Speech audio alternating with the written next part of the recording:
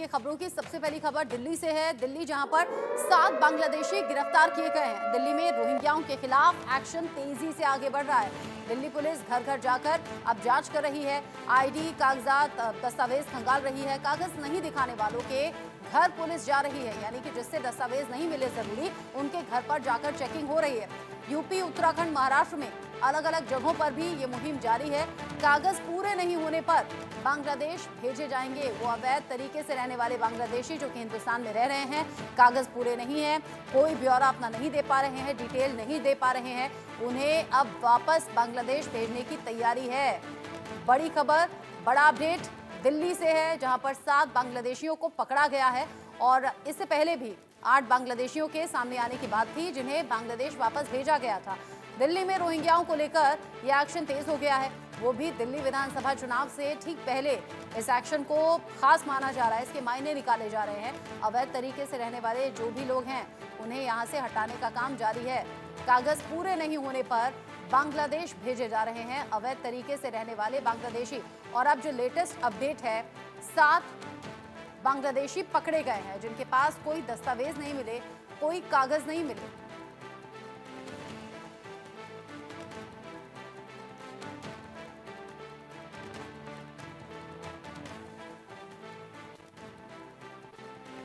इस खबर को लेकर दिल्ली से इंडिया न्यूज संवाददाता जावेद हुसैन जुड़ गए हैं ज्यादा अपडेट के साथ। जावेद, लगातार ये अभियान तेजी से बढ़ा, दिल्ली के अलावा अलग अलग राज्यों से क्या खबर है वो भी बताइएगा। दिल्ली में चूंकि विधानसभा इलेक्शन को कम वक्त बचा है, ऐसे में ये ऑपरेशन जो कि अवैध तरीके से रहने वाले रोहिंग्याओं के खिलाफ है, बांग्लादेशियों के खिलाफ, इसे कैसे देखें? अभी 7 गिरफ्तारियां और हो गई। जी बिल्कुल, जिस तरीके से दिल्ली में पहले 8 उसके बाद फिर 7 गिरफ्तारी हुई है बांग्लादेश के रहने वाले लोगों की, और दिल्ली पुलिस की लगातार ये ऑपरेशन चल रही है बांग्लादेशियों के उन लोगों के खिलाफ जो इस वक्त दिल्ली और दिल्ली के एनसीआर इलाके में इलीगल तरीके से यहाँ पे रह रहे हैं। कुछ लोगों का ये दावा है कि वो काफी लंबे समय से रह रहे हैं, उनके जो माँ बाप हैं या उनके जो बाकी रिश्तेदार हैं जिनके साथ वो यहाँ पर आए और काफी समय से रह रहे हैं, उनके पास जो वोटर आईडी है वो हिंदुस्तान का ही, और वहाँ यहाँ पे उन्होंने सही तरीके से बनाया है। लेकिन इन सबकी दिल्ली पुलिस जो है वो जांच कर रही है। साउथ वेस्ट में और जिस तरीके से उसके बाद साउथ में दिल्ली पुलिस ने कुल 15 लोगों को गिरफ्तार किया। उसके बाद उनको जो एक प्रोसेस होता है, लीगल प्रोसेस से उनको फिर बांग्लादेश डिपोर्ट किया गया है। ये 2 अलग अलग जगहों पे दिल्ली पुलिस का एक ऑपरेशन चला था, जिसमें एक जगह पर एक ही परिवार के 8 लोग थे, तो ये दूसरी तरफ 5 महिलाएं थी और 2 पुरुष थे, जिनको दिल्ली पुलिस ने यहाँ पर इलीगल तरीके से रह रहे मामले में यहाँ पे पकड़ा। उसके बाद उन्हें डिपोर्ट किया गया। तमाम जो डॉक्यूमेंट्स है उसको एफआरआर को भेजा जा रहा है, जहाँ से एफआरआर जो कि दिल्ली पुलिस एक यूनिट है जो इन्हीं सेल्स पे काम करती है, जो फॉरेन रीजनल रजिस्ट्रेशन ऑर्गेनाइजेशन की तरह काम करती है। जो डॉक्यूमेंट्स होती है उसको चेक किया जाता है, चेक करने के बाद ये वेरीफाई किया जाता है कि ये डॉक्यूमेंट्स ओरिजिनल है या फेक है या फिर ये दस्तावेज हिंदुस्तान का नहीं है। उस आधार पर फिर एक लीगल प्रोसेस होता है, फिर उन लोगों को डिटेंशन सेंटर भेजा जाता है, फिर वहां से उनको फाइनली बॉर्डर पर ले जाकर जो एक लीगल प्रोसेस होता है 2 कंट्रियों के बीच में, उस प्रोसेस के दरमियान उनको रिपोर्ट किया जाता है। लेकिन मैं आपको बता दूं कि सिर्फ दिल्ली नहीं, दिल्ली के अलावा जो उत्तर प्रदेश है या इनके अलावा जो कुछ और स्टेट है वहां पर भी अब बांग्लादेश को लेकर जो यहाँ पर माइग्रेंट होके इंडिया आए थे और यहाँ पे रह रहे हैं, उनको लेकर अब ऑपरेशन शुरू हो गई है।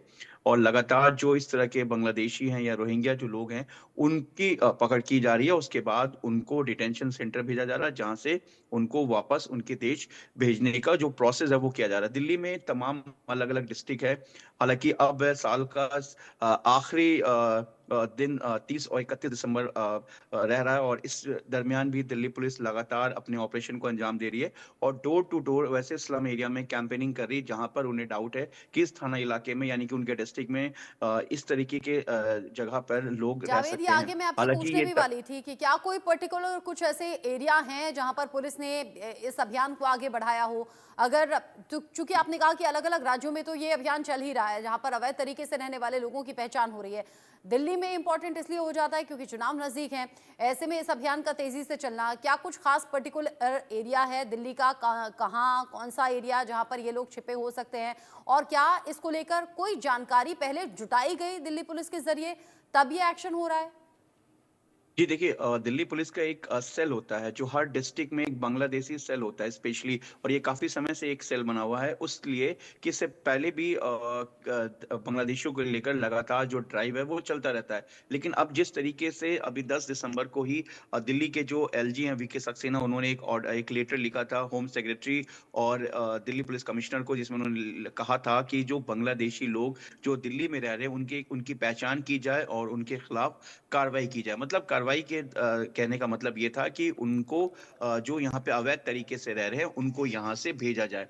तो उसी ऑपरेशन को दिल्ली पुलिस की तरफ से कंडक्ट किया गया और तकरीबन 9,000 से ज्यादा को आइडेंटिफाई कर लिया गया है, और जिसमें से कईयों के डॉक्यूमेंट्स को जो है, जैसे कि मैंने बताया आपको, एफआरआरओ और इस यूनिट को भेजा गया जहाँ पे इन सभी डॉक्यूमेंट्स की जांच की जा रही है। लेकिन अभी हाल ही के दिनों में जिस तरीके से साउथ दिल्ली पुलिस ने एक संगम विहार में हुए मर्डर के मामले को उन्होंने सुलझाया, उसके बाद पता चला कि जो इस मर्डर के जो आरोपी है वो सभी हम्म। बांग्लादेशी मूल के हैं। वो भी तब पता ठीक है चला जब उन्हें गिरफ्त में लिया गया, उनके जावेद, एक डॉक्यूमेंट्स काम को चेक कीजिएगा, किया गया। नजर आप रखिएगा। आपने इससे पहले भी अनुमान लगाया था कि ये संख्या लाखों में भी जा सकती है, तो अंदाजा आगे क्या कहता है, क्या एक्शन होगा, नजर बनाए रखिएगा। बहुत शुक्रिया अभी